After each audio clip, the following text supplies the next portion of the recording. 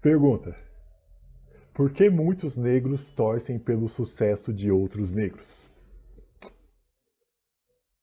Eu tenho algo bem grande para te mostrar. Este é mais um vídeo para o mês da consciência negra. Aqui no Brasil, nós utilizamos o mês da consciência negra, principalmente a data do 20 de novembro, como uma forma de reflexão do negro e sobre o negro acerca do espaço que ele ocupa na sociedade brasileira. Então, é uma data que envolve pensar a inserção do negro na sociedade brasileira nos dias atuais e no próprio histórico da população negra no Brasil também.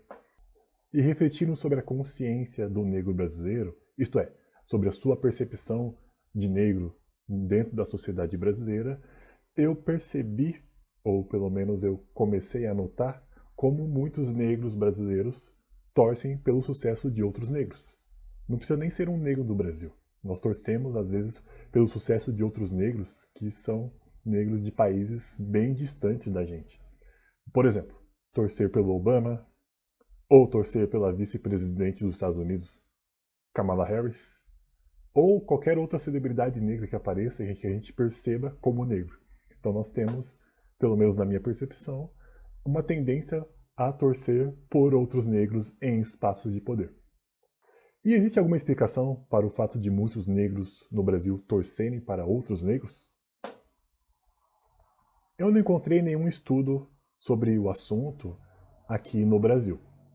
Porém, nos Estados Unidos, existe até uma grande área que se dedica a estudar esse fenômeno, a partir de um conceito que a sociologia dos Estados Unidos chama de destino ligado. O que é este destino ligado? Vou fazer uma explicação bem resumida.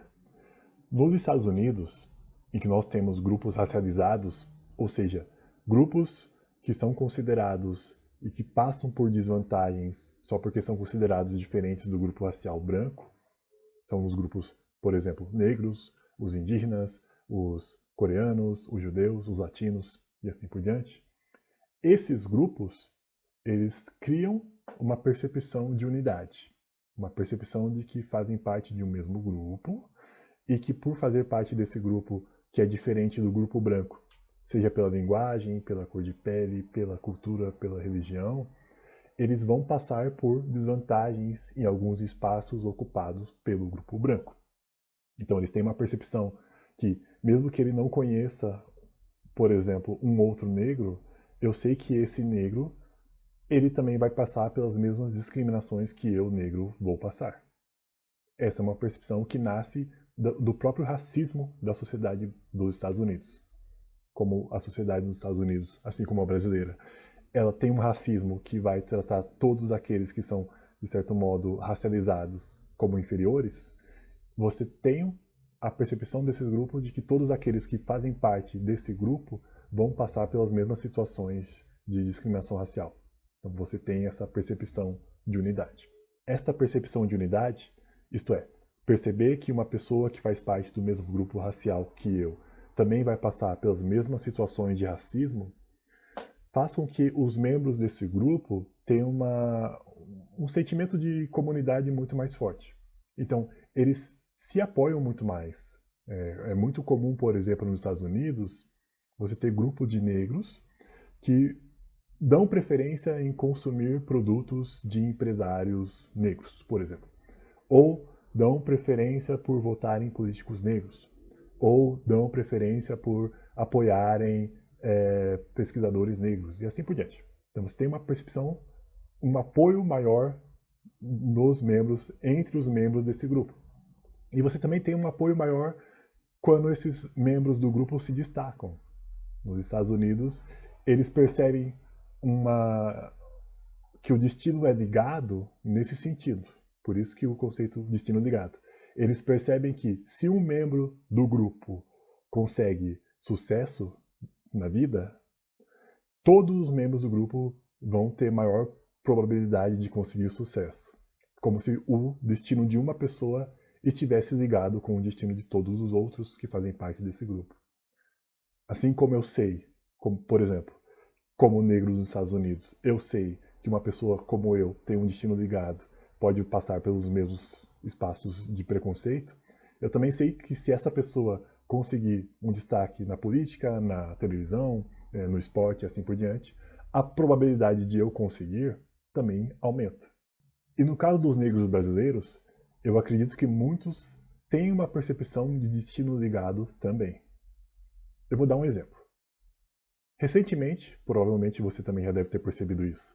Recentemente, você deve ter percebido como muitos negros no Brasil ficaram felizes em verem o Lewis Hamilton sendo campeão da Fórmula 1. O que é o Lewis Hamilton? Ele é um piloto negro inglês. Ele não é nem mesmo brasileiro. E é interessante como nós, negros no Brasil, torcemos pelo Hamilton desde o início. Até mesmo quando ele competiu contra um piloto brasileiro. Eu lembro muito bem disso. Lá em 2008, quando o Hamilton foi campeão da Fórmula 1 pela primeira vez, ele estava competindo contra um piloto brasileiro. E eu lembro que todos os meus amigos estavam torcendo pelo piloto brasileiro. Eu, claro, torceria pelo piloto brasileiro se não fosse contra um piloto negro. Eu sei que o espaço da Fórmula 1 é um espaço de elite. E quando você tem um piloto negro num espaço de elite, um espaço que era só dominado por pilotos brancos, eu, como negro, torcerei por ele. E torci e torço até hoje. Mesmo não gostando de Fórmula 1, eu torço por ele. E é uma percepção que eu entendi e é uma percepção que eu vejo também em outros negros. Nós torcemos pelo sucesso de outros negros, não importa onde eles estão. E o interessante é que o Hamilton ele também tem uma percepção de destino ligado. Por que eu digo isso? Ele poderia muito bem ser um piloto de Fórmula 1, ganhar os milhões que ele ganha e ganhar os títulos que ele ganha e seguir a sua carreira tranquilamente, sem nenhum tipo de discussão sobre discriminação racial, sobre o espaço dele como piloto negro em um contexto de elite e assim por diante. Mas não, ele percebeu o seu espaço, ele percebeu que é uma pessoa que serve de referência para os outros e ele passou do seu jeito a também reivindicar espaço dentro da Fórmula 1 para outros negros. Então ele passa a usar o espaço da Fórmula 1 para incentivar a discussão sobre os espaços que o negro ocupa nesse esporte de elite, em outros espaços, e por que não? Também uma reflexão sobre o espaço que o negro ocupa dentro da sociedade ocidental. O Hamilton, então, ele passa a ser um militante dentro da Fórmula 1. E se nós, como negros, já gostávamos dele só por ele ser um piloto negro em um espaço de poder, a gente vai gostar ainda mais. Né, Hamilton? E as discussões em torno do Dia da Consciência Negra, elas podem ajudar o negro brasileiro a realmente tomar consciência sobre o espaço que ele ocupa dentro da sociedade brasileira. Tanto a sua história, o seu presente e principalmente o seu futuro. E pensando no seu futuro, o negro brasileiro ele pode também pensar em como o destino de todos os negros no Brasil, de certo modo, ele está bem ligado. Então nós podemos passar a apoiar o negro, não apenas na mídia, não apenas na música, não apenas no esporte, mas também podemos passar a apoiar muito mais negros em espaços de poder que vão decidir qual será o nosso futuro. As eleições municipais, por exemplo. Nós tivemos um incentivo maior para que candidatos negros concorressem. E isso possibilitou uma visibilidade maior de candidatos negros para o povo negro. Talvez isso signifique uma mudança no número de negros eleitos.